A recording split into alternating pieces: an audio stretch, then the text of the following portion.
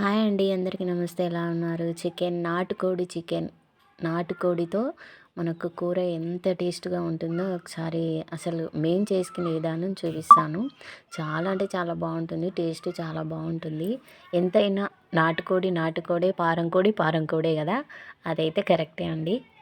ఎందుకంటే మనము ఇంతకుముందుకు నాటుకోళ్ళే తినేవాళ్ళు. ఈ పారం కోడిలో అన్ని కెమికల్స్ వచ్చి ఇంజెక్షన్లు వేయడము, అవి లావుగా కావడము, వాటికి అవి సహజంగా కాదు. ఈ నాటుకోళ్ళే సహజం మనకు. టేస్ట్ కూడా చాలా బావుంటుంది. మేమైతే సంక్రాంతి పండగకి నాటుకోడి కూర చేసుకున్నాము. చాలా అంటే చాలా బావుంది. మనకు ఒక ఏదైనా సరే కాకపోతే ఇప్పుడు రేట్లు ఎక్కువైనాయి. ఎక్కువగా పెంచేటోళ్ళు లేరు కాబట్టి రేట్లనేది ఎక్కువగా ఉండి కొంచెం తక్కువగా కోళ్ళు తక్కువగా ఉండడం వల్ల రేట్లు ఎక్కువైనాయి. మన ఇంటి దగ్గర మనం పెంచుకున్నట్లయితే మనకు బావుంటుంది. మేమైతే కూర ఈ విధంగా చేసుకుంటున్నాము. కట్టెల పొయ్యి మీద ఇంకా కుండలో చేసుకుంటే ఇంకా బావుంటుంది. కానీ ఈ సైజు కుండ సరిపోయలేదు. పెద్దగా ఉంది.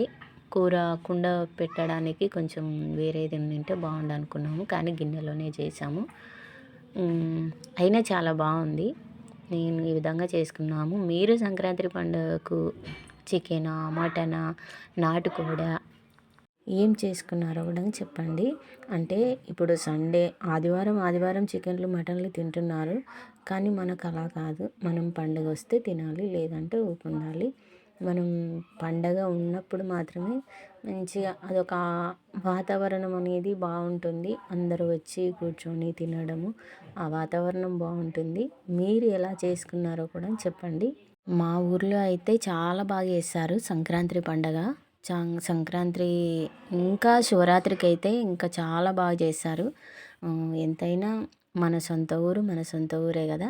అందుకు ప్రతి పండగకి అమ్మ వాళ్ళ ఇంటికి వెళ్ళి సంక్రాంతి సెలబ్రేషన్స్ కానీ, ఈ తిరునాళ్ళకు కానీ అట్లా వెళ్తూ ఉంటాము. ఆడపిల్లకు ఖచ్చితంగా పుట్టినిల్లు ఎంత ముఖ్యమో మనకు తెలుసు. మేము ఈ విధంగా చేసుకున్నాము. నాటుకోడి పులుసు, చారు అన్ని విధాలుగా అన్నీ చేశాను. బాగుంది, బాగా అనిపించింది. నాటుకోడి కూర మీరు ఏ విధంగా చేస్తారో కూడా చెప్పండి. ఎందుకంటే నేను తెలుసుకుంటాను. థ్యాంక్ యూ సో మచ్ అండి. వీడియో నచ్చినట్లయితే లైక్ చేసి సబ్స్క్రైబ్ చేయండి.